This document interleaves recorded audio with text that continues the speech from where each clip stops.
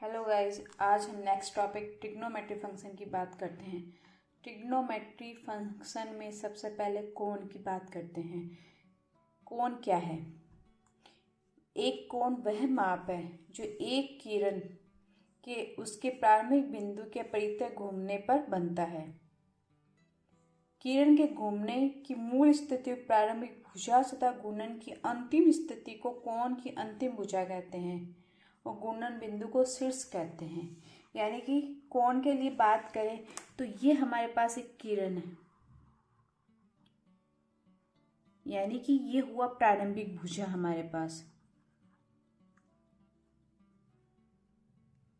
ये हमारे पास एक किरण है, ये हमारी हुई एक प्रारंभिक भुजा।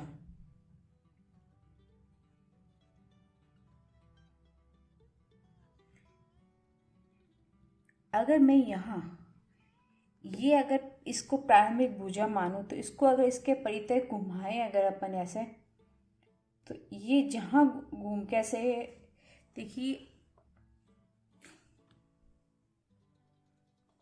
अगर इसको प्रारंभिक भुजा मानूं और इसको इस तरीके से घुमाया जाए आपके, अगर आप इसको इस तरीके से घुमाते हो तो जो स्थिति आती है, जो लाइनिंग आती है, उस किरण को हम क्या कहते हैं? अंतिम भुजा।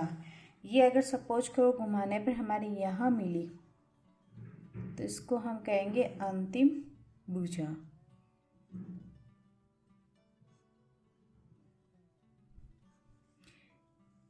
प्रारंभिक भुजा से अंतिम भुजा की तरफ इस तरीके से हमने इसको घुमाया, घुमाने पर जो हमें अंतिम भुजा ये प्राप्त हुई और जो घूर्णन हुआ इस बिंदु को हम कहते हैं शीर्ष। ये कहलाता है हमारा शीर्ष। तो ये हमारा कहलाएगा, ये जो प्रारंभिक भुजा से अंतिम भुजा तक जो बीच में जो गैप आया ये वाला, इसको हम कहते हैं कोण।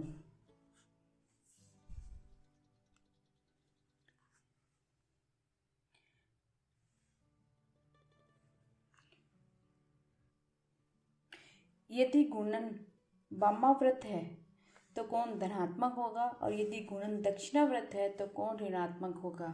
इसको अगर हम प्रारंभिक लाइन रेखा किरण बनाए, ये प्रारंभिक भुजा आपकी, अगर कोण हम इस तरीके से घुमाए तो ये लाइनिंग आपकी क्या होगी? अंतिम भुजा। ये आपका क्या होगा? शीर्ष।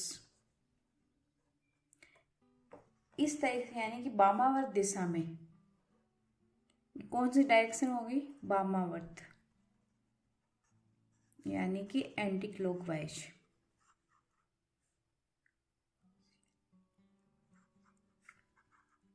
एंटी क्लॉकवाइज हो तो हमारा ये जो कोण होगा ये पॉजिटिव होगा, यानी कि ये आपका कोण 30 डिग्री 60 डिग्री प्लस का होगा। और यदि ये आपकी प्रारंभिक भुजा यहाँ, अगर मैंने अंतिम भुजा के लिए बात की, अगर इस तरफ नीचे की तरफ इसको घुमाया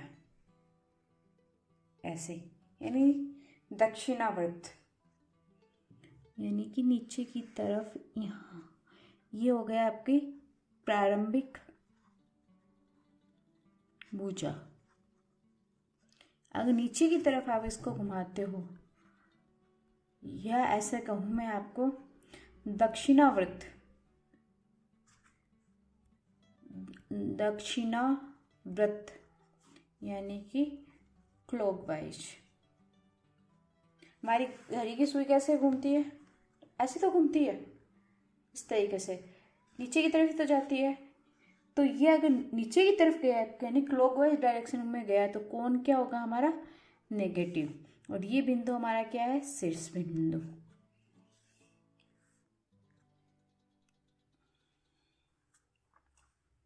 ये हमारी क्या है? प्रारंभिक भुजा।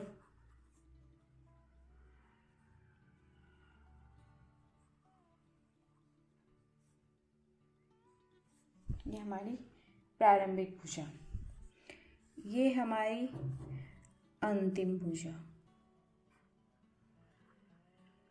अगर ये हमारी अंतिम भुजा है और ये एंटी क्लॉकवाइज घूम रहा है, सपोज ये हमारा 30 डिग्री कोण है, वैसे है नहीं, हो सकता है ये आपका 50 हो सकता है 30 हो, ये तो हमें मेजरमेंट करने पर पता चलेगा।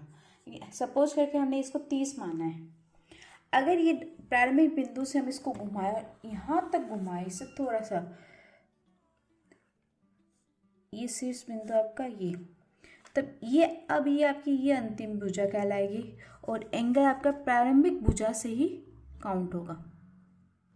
अगर इसको सीधा कर दे एकदम इस तरीके से, तो अंतिम भुजा ये होगी और 90 डिग्री का कोण भी तो बना रहा है ये आपका 90 डिग्री का कोण, यानी कि एंटी क्लॉकवाइज घूमने पर आपके पास ये सारे के सारे कोण किस में आ रहे हैं, पॉजिटिव में।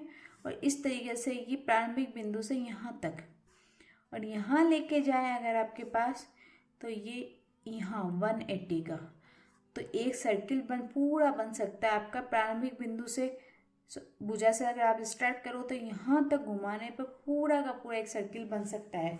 ये पूरा सर्किल कितने का है, 360 डिग्री का, यानी कि प्रारंभिक भुजा से घुमाने पर वापस अगर प्रारंभिक अंतिम भुजा और प्रारंभिक भुजा एक ही किरण पर या एक ही भुजा पर स्थित हो तो 360 डिग्री का कोण बनता है हमारे पास। अब हम बात करते हैं आगे डीएमएस नोटेशन क्या होता है।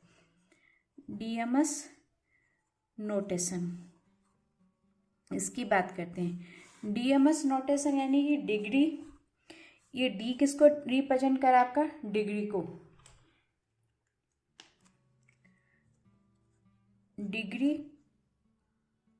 ये मिनट्स, और एस किसको, सेकंड के लिए बात करते हैं। यानी कि आपके पास अगर मैंने एक सर्किल लिया,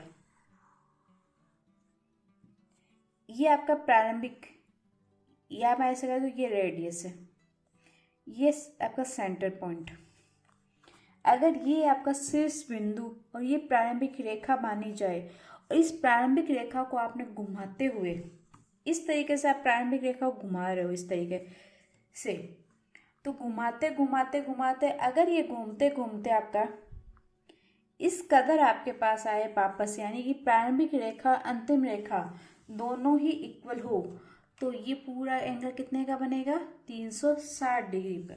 यानी कि मैं इसको इस तरीके से लिख सकती हूँ, एक पूर्ण चक्कर बनाने पर एंगल कितना बना, 360 डिग्री। तो आप लिख सकते हो एक पूर्ण चक्र परिक्रमण में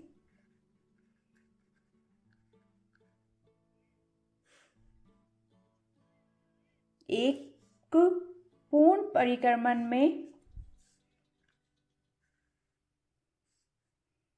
बराबर कितना हुआ, 360 डिग्री। 360 डिग्री, या मैं ऐसे लिख सकती हूँ, चूंकि 360 डिग्री बराबर एक पूर्ण परिक्रमण, उल्टा ही तो लिखा, लेफ्ट को राइट में, राइट को लेफ्ट में, इतने तो किया। तो 1 डिग्री के लिए 1/360 वह भाग हो जाएगा, भाग परिक्रमण में। यानी कि 1 डिग्री अगर आप ज्ञात करना चाहो तो कौन सा भाग होगा, 1/360वां भाग। यानी कि अगर मैं इस सर्किल में अगर 360 बार इसको डिग्री में 360 डिग्री में यहाँ या ऐसे कह दूँ, ये एक सर्किल है, इसमें ये लाइनिंग को ऐसे करके 360 लाइनें खींच दूँ, यहाँ 360, तो यानी 1 डिग्री, ये आपकी 1 डिग्री, ये आपकी 1 डिग्री, ये तो ये 1 डिग्री, 360 डिग्री का पूरा सर्किल आपका 360 लाइनें में, तो ये इतना सा भाग कितना होगा आपका, 1 डिग्री। तो अगर मैं ये बात करूँ कि इतना सा भाग मैंने माना 1 डिग्री आपका है, सपोज है नहीं, थोड़ा ज़्यादा कम ज़्यादा हो सकता है, लेकिन मेजरमेंट के हिसाब से बात सपोज करके चलते हैं कि ये 1 डिग्री है। और हमें पता है 1 डिग्री में, इस 1 डिग्री में अगर 60 भागों में डिवाइड और कर दिया जाए तो वो हमारे पास मिनटों में, यानी कि 1 डिग्री बराबर कितना हो जाएगा, 60 मिनट। यानी 1 डिग्री इक्वल मेरे पास क्या हो गया, 60 मिनट में। और इसमें से भी अगर मैं एक मिनट को उठाऊं, इस 1 मिनट को फिर 60 भागों में डिवाइड कर दूं, तो ये एक छोटा सा भाग मेरे पास एकदम इतना सा, ये कितना हो जाएगा सेकंड में, यानी कि 1 मिनट बराबर क्या होगा 60 सेकंड के। ये यानी कि हमारे पास अगर हम बात करें तो 1 डिग्री बराबर कितना होगा 60 मिनट, और 1 मिनट बराबर कितना होगा 60 सेकंड आपके पास। रेडियन माप, कोण को मापने के लिए एक दूसरी इकाई भी है जिसे रेडियन माप कहते हैं। इकाई वृत्त, यानी वृत्त की त्रिज्या क्या हो 1 इकाई के केंद्र पर 1 इकाई लंबाई के चाप द्वारा बने कोण को एक रेडियन माप कहते हैं। जैसे ये आपके पास एक सर्किल है, इसकी रेडियस क्या है 1 इकाई।